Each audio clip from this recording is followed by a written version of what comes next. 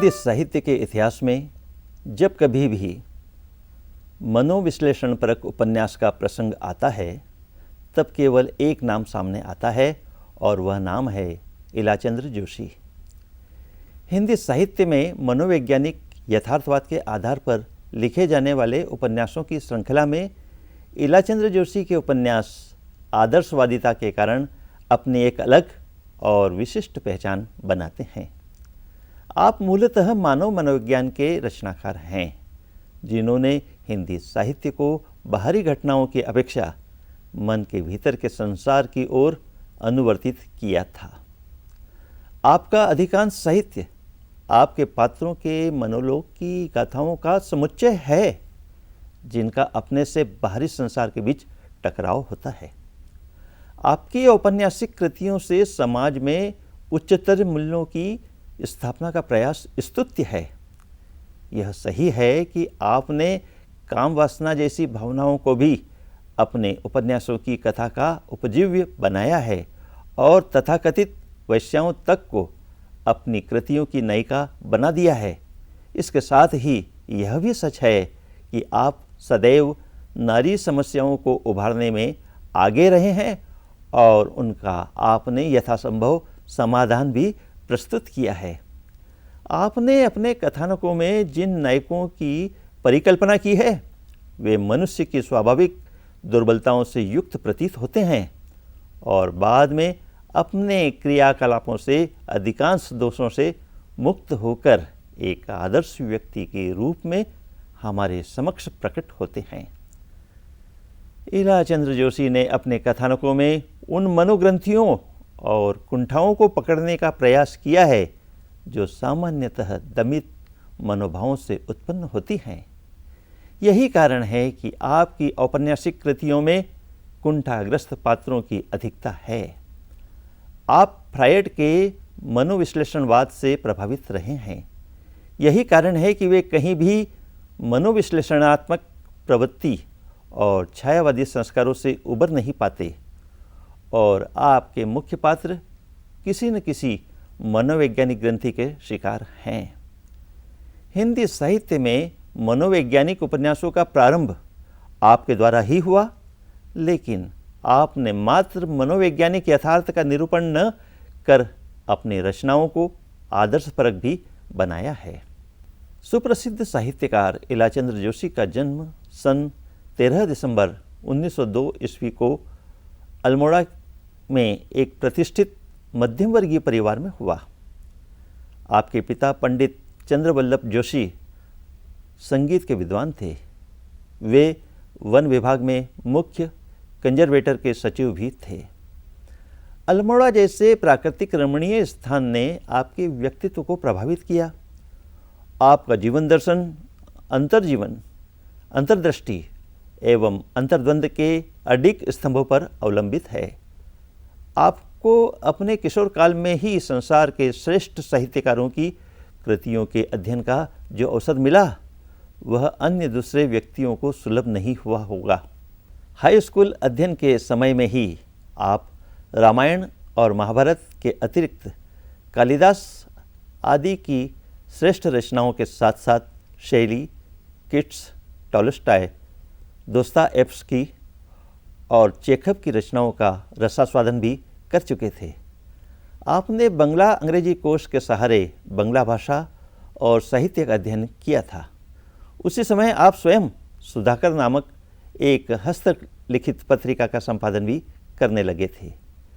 इस हस्तलिखित पत्रिका में सुप्रसिद्ध छायावादी कवि सुमित्रा नंदन पंत और सुप्रसिद्ध साहित्यकार गोविंद वल्लभ पंत की रचनाएं भी प्रकाशित होती रही। सन 1914 में 12 वर्ष की आयु में पहली बार आपकी कहानी सजनवा शीर्षक से जयशंकर प्रसाद की हिंदी गल्पमाला में प्रकाशित हुई। मन के संचित ओज की अधिकता के कारण आपका मन पाठ्यपुस्तकों से उबने लगा था। मैट्रिक पास करने के पश्चात संस्कृत, बंगला, मराठी, गुजराती, उर्दू, अंग्रेजी, फ्रेंच और जर्मन भाषाओं के आधिकारिक रूप से जानकार जोशी छोटी अवस्था में ही अपने घर से भागकर कलकत्ता, जिसे आजकल कोलकाता कहा जाता है, पहुँचे। उन दिनों कलकत्ता का पुस्तकालय देश भर में वरेण्य माना जाता था। ये किसी तरह कलकत्ता पहुँच गए। वहाँ आपको कलकत्ता समाचार नामक दैनिक पत्र में कुछ काम मिल गया। सन 1921 में आपकी भेंट बंगला साहित्य के श्रेष्ठ उपन्यासकार शरद चंद्र चट्टोपाध्याय से हुई। उस समय की आपकी रचनाओं में अंतर्निहित प्रज्ञा और वाद विवाद में प्रस्फुटित विचारावली से शरद बाबू बहुत प्रभावित हुए। कलकत्ता में शरद बाबू के साथ रहते हुए तथा फक्कड़ों के समान जीवन व्यतीत करते हुए आपने यथार्थ जीवन के अनेक कटु अनुभव प्राप्त किए। आप सन 1936 तक बराबर इधर उधर घूमते रहे। प्रयाग आते ही आपको चांद नामक मासिक पत्रिका में सहयोगी संपादक की जगह मिल गई। संपादन के साथ साथ आपकी पढ़ाई लिखाई भी चलती रही। उन दिनों आप हिंदी के साथ साथ बंगला तथा अंग्रेजी में भी लिखते थे। सन 1929 में आपने सुधा नामक पत्रिका का संपादन करना प्रारंभ कर दिया, पर सैद्धांतिक मतभेदों के कारण आप वहां अधिक दिन तक स्थिर न रह सके। इसी वर्ष आपका पहला उपन्यास, जो सन 1927 में लिखा गया था, प्रकाशित हुआ। सन 1930 में पुनः कलकत्ता जाकर आपने अपने बड़े भाई के साथ मिलकर विश्ववाणी नामक पत्रिका निकाली, जो आर्थिक कठिनाइयों के कारण बाद में बंद हो गई थी। सन 1931 में आपने साप्ताहिक विश्वमित्र के संपादन का भार संभाला। सन 1936 ईस्वी संभवतः आपके जीवन का बहुत ही महत्वपूर्ण वर्ष था। इसी वर्ष विजनवती छपवाने के लिए आप प्रयाग पधारे। यहाँ सम्मेलन पत्रिका तथा भारत में काम करते हुए साहित्य का सृजन अबाध रूप से करते रहे। संगम का संपादन आधुनिक पत्रकारिता का चरम उदाहरण माना जाता है।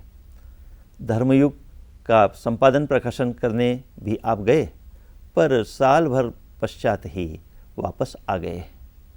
प्रयाग के साहित्यकार संसद के मुखपत्र साहित्यकार का संपादन आप कर ही रहे थे कि आपको अखिल भारतीय आकाशवाणी में काम करने का निमंत्रण मिला।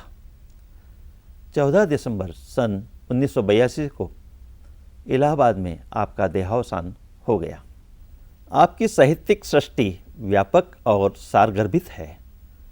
आपने उपन्यास, कहानी, निबंध और समालोचना आदि का सृजन बड़ी कुशलता से किया है। पत्रकारिता के प्रति आपकी रुचि और सूझबूझ बहुत ही महत्वपूर्ण है। हिंदी में मनस्तत्व के आधार पर अपने उपन्यासों में व्यक्ति मानव की प्रतिष्ठा करने वाले आप सर्वप्रथम उपन्यासकार हैं। आपकी कहानियों और उपन्यासों के कथानकों को 3 भागों में विभाजित किया जा सकता है: विशुद्ध व्यक्तिवादी, सामाजिक, मिश्रित। घृणामयी, सन्यासी, पर्दे की रानी, प्रेत छाया तथा निर्वासित नामक उपन्यास विशुद्ध व्यक्तिवादी हैं। इन उपन्यासों के सभी पात्र और इनमें घटित सभी घटनाएं किसी न किसी मनोवैज्ञानिक सत्य की आत्मा का उद्घाटन करती हैं। मुक्तिपथ और सुबह के भूले नामक उपन्यास सामाजिक उपन्यास हैं। इन उपन्यासों का कथानक वर्णनात्मक होते हुए भी अंतर्मन की झांकी से अछूता नहीं है। जिप्सी और जहाज का पंछी नामक उपन्यास मिश्रित कथानकों से अनुबंधित हैं।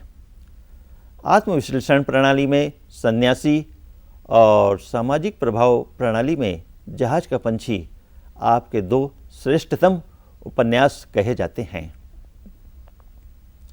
इलाचंद्र जोशी के प्रमुख उपन्यास हैं घृणामयी, सन्यासी, पर्दे की रानी, प्रेत और छाया, निर्वासित, मुक्तिपथ, सुबह के भूले, जिप्सी, जहाज का पंछी, भूत का भविष्य और ऋतुचक्र आदि।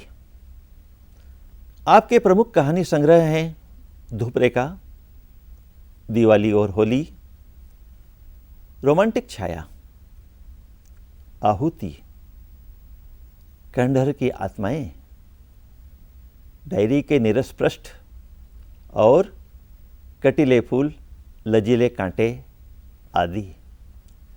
इसके अतिरिक्त समालोचना, जीवनी तथा निबंध से संबंधित ही आपके कुछ संकलन प्रकाशित हुए हैं, जिनमें प्रमुख हैं साहित्य सर्जना, विवेचना, विश्लेषण, शरत, व्यक्ति और कलाकार, रविंद्रनाथ, जीवन का महान विश्लेषक विराटवादी कवि गेटे और देखा परखा आदि।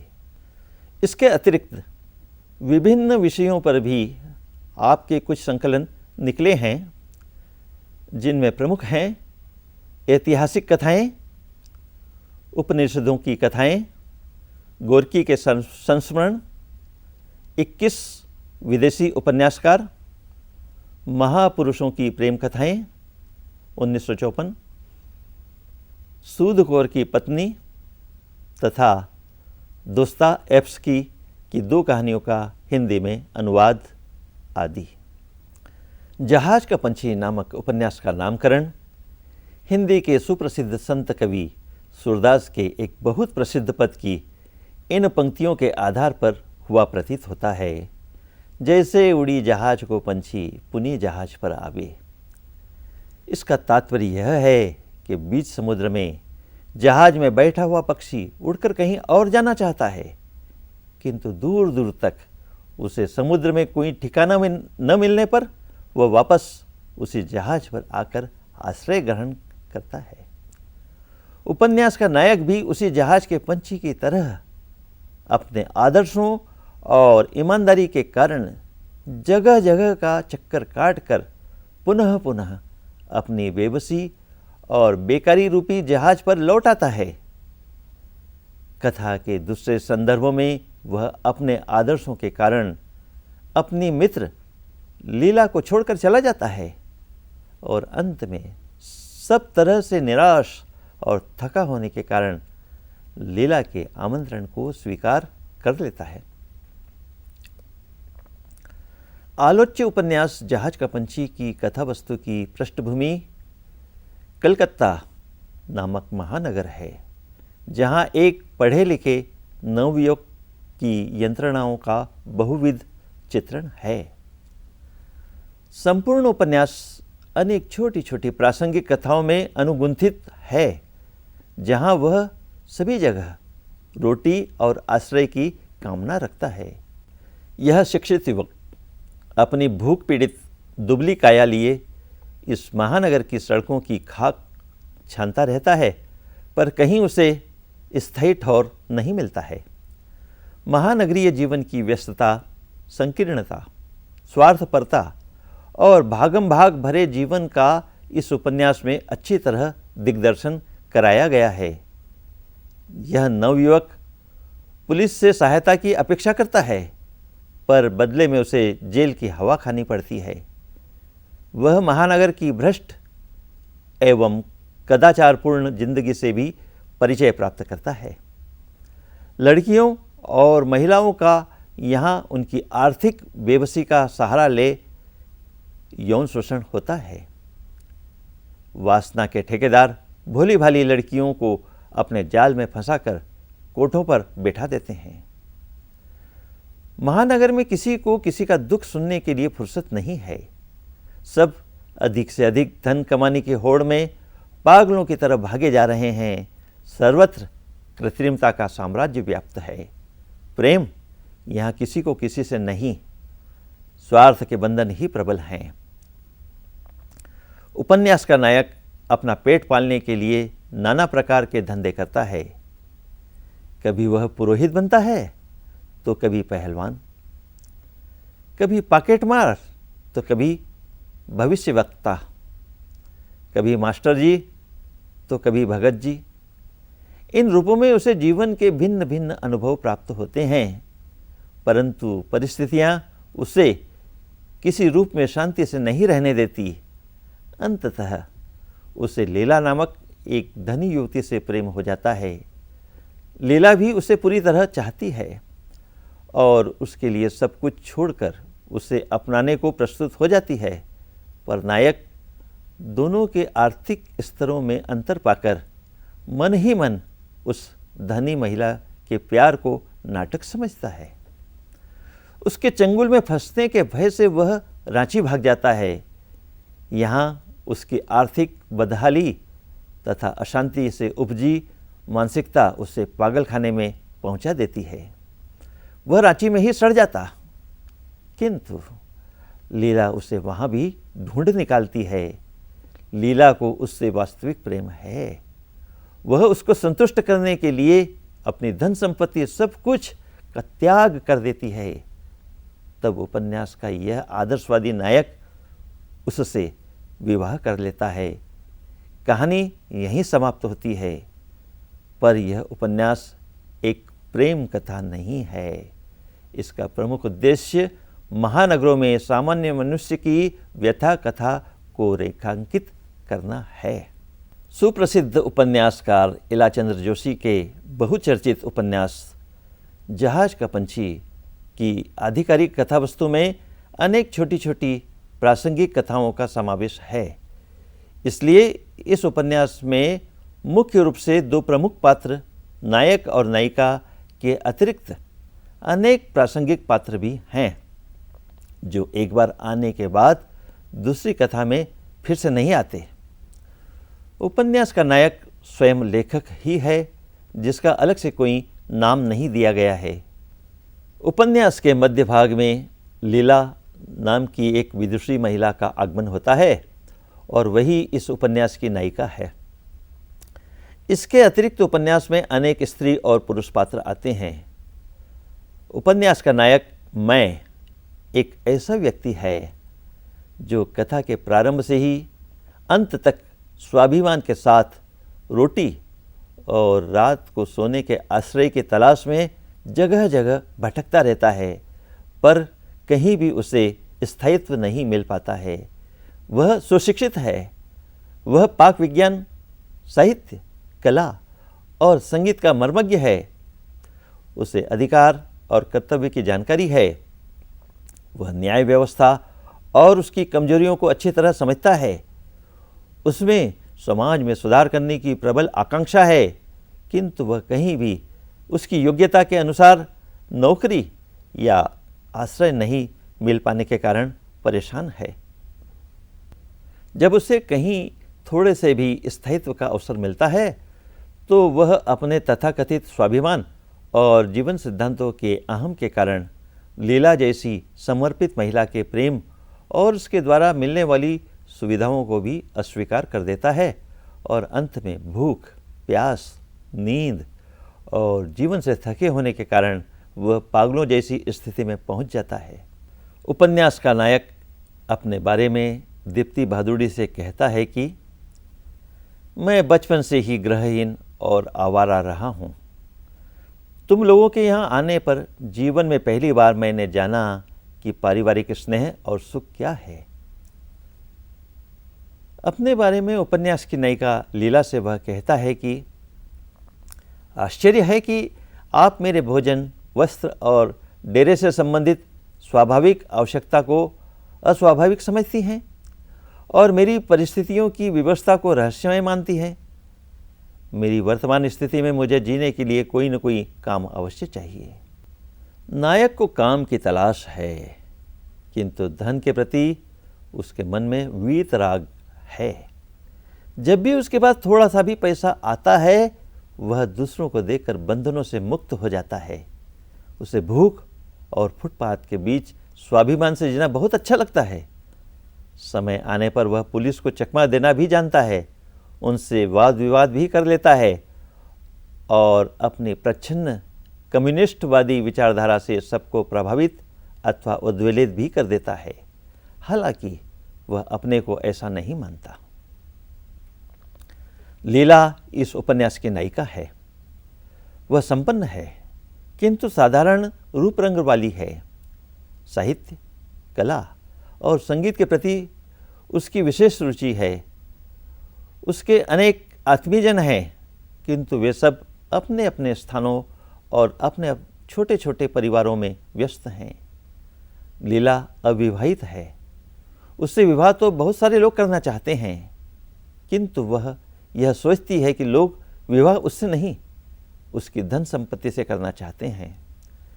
उपन्यास के नायक में वह अपने जीवन साथी होने के सारे गुण देखती है और उससे प्रणय निवेदन भी करती है, किंतु नायक उसे यह कहकर अस्वीकार कर देता है कि वह उससे प्रेम नहीं करती, अपितु उस पर दया करती है। उसे लीला की धन संपत्ति से भी आपत्ति है। वह लीला को छोड़कर चला जाता है और विक्षिप्त होकर पागलखाने तक पहुंच जाता है, किंतु लीला उसे सहज, स्वाभाविक और सच्चा प्रेम करती है। इसलिए वह अपनी सारी धन संपदा को छोड़कर आखिर में नायक को ढूंढ निकालती है और उसकी सारी गलतफहमियों को दूर कर अंततः सुखद जीवन की डोर में बंध जाती है। जहाज का पंछी नामक उपन्यास में छोटे छोटे प्रसंगों में अनेक पात्र आते हैं।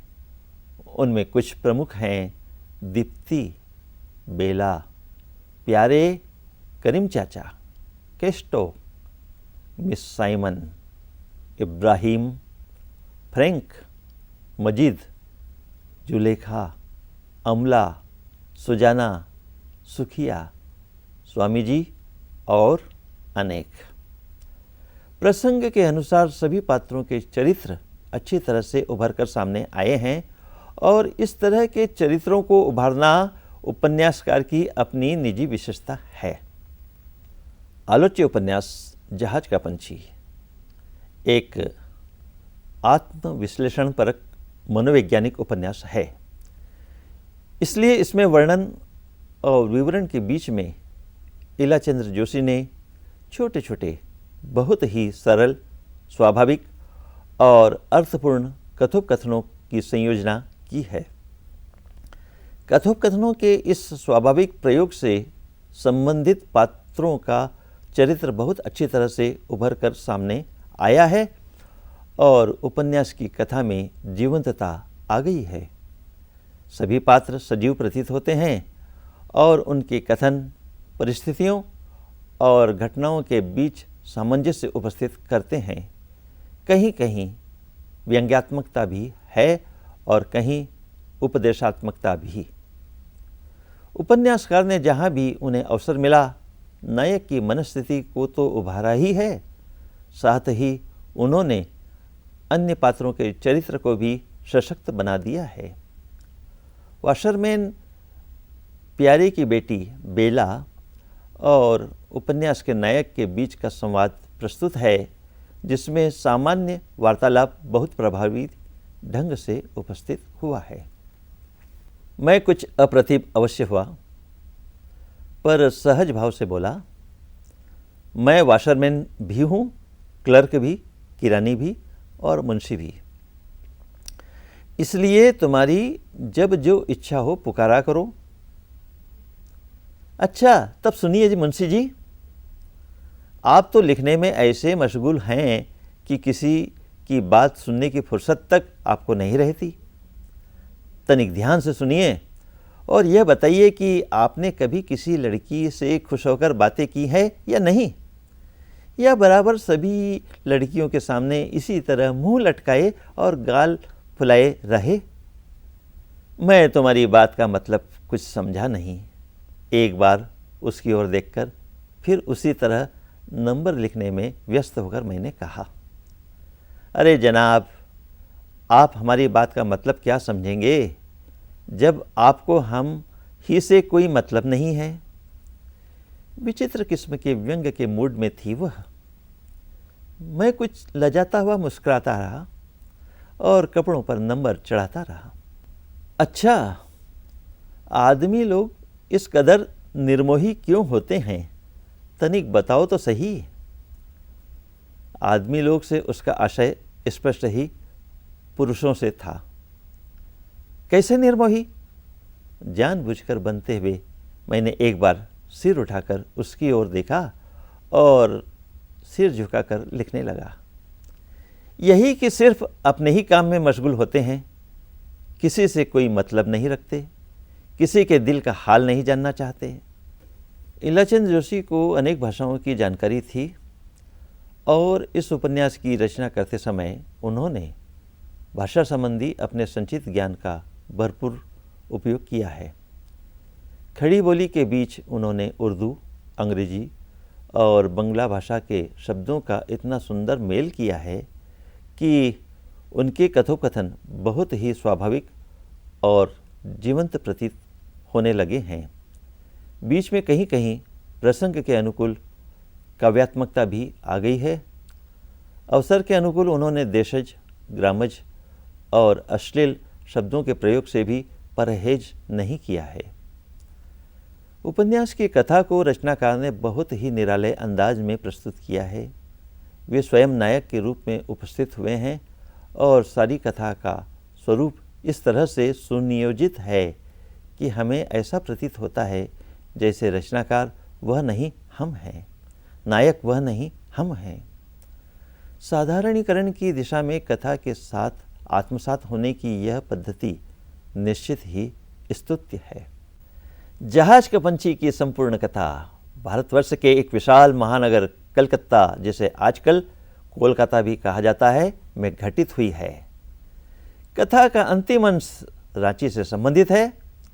उपन्यास की कथा 20वीं शताब्दी के छठे दशक के आसपास की है, अतः तत्कालीन परिस्थितियों का चित्र इसमें बहुत अच्छी तरह से उभर कर सामने आया है।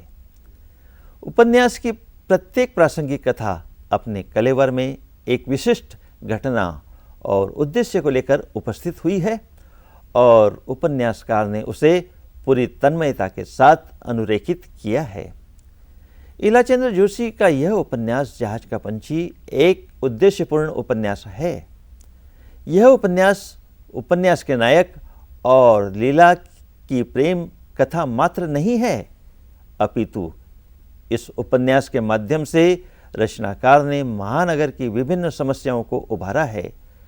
प्रत्येक घटना के साथ एक समस्या है और रचनाकार ने उस समस्या का यथोचित समाधान के मार्ग को भी प्रस्तुत किया है। इलाचंद्र जोशी ने मिस साइमन के प्रसंग के माध्यम से वैश्या जीवन की विकट समस्या को उठाकर उसका समाधान भी प्रस्तुत किया है। प्यारे के माध्यम से कपड़े धोने वाले व्यक्तियों की समस्या को उठाया गया है। बेला के माध्यम से बाल विवाह और विधवा स्त्रियों की समस्याओं को उभारा गया है। जहाज के प्रसंग के माध्यम से तत्कालीन पुलिस व्यवस्था और न्याय पद्धति पर कटाक्ष किया गया है। भविष्य की अनिश्चितता और स्वप्नदर्शिता के बीच युवा वर्ग के अनुवर्ती भविष्यवेत्ता की उपस्थिति भी कम रोचक नहीं है। दीप्ति भादुड़ी के माध्यम से तत्कालीन तथाकथित बुद्धिजीवियों पर व्यंग्य किया गया है। लीला के माध्यम से संगीत, कला और साहित्य पर चर्चा की गई है। लीला के द्वारा अपने धन का परित्याग करने का प्रसंग एक आदर्श को उपस्थित करता है और सच्चे प्रेम के मार्ग में आने वाली बाधा को दूर करने का प्रतिमान बन जाता है। आलोच्य उपन्यास में इलाचंद्र जोशी ने फ्रायड के मनोविज्ञान को मनोविश्लेषणात्मक बनाकर आदर्शवाद के रूप में प्रस्तुत किया है। रचनाकार का यह एक बहुत अच्छा और उल्लेखनीय कार्य है। उपन्यास के तत्वों के आधार पर जहाज का पंछी एक सफल उपन्यास है, इसमें तनिक भी संदेह नहीं है। इस कार्यक्रम में आलोच्य उपन्यास जहाज का पंछी की समीक्षा के अंतर्गत सुप्रसिद्ध उपन्यासकार इलाचंद्र जोशी का जीवन परिचय और उनके कृतित्व पर विचार करते हुए जहाज का पंछी की कथावस्तु, पात्र और चरित्र चित्रण, कथोपकथन, देशकाल और परिस्थिति, भाषा शैली और उद्देश्य पर विचार किया गया है। कार्यक्रम के अगले भाग में आलोच्य उपन्यास के कुछ प्रमुख चयनित गद्यांशों की व्याख्या प्रस्तुत की जाएगी।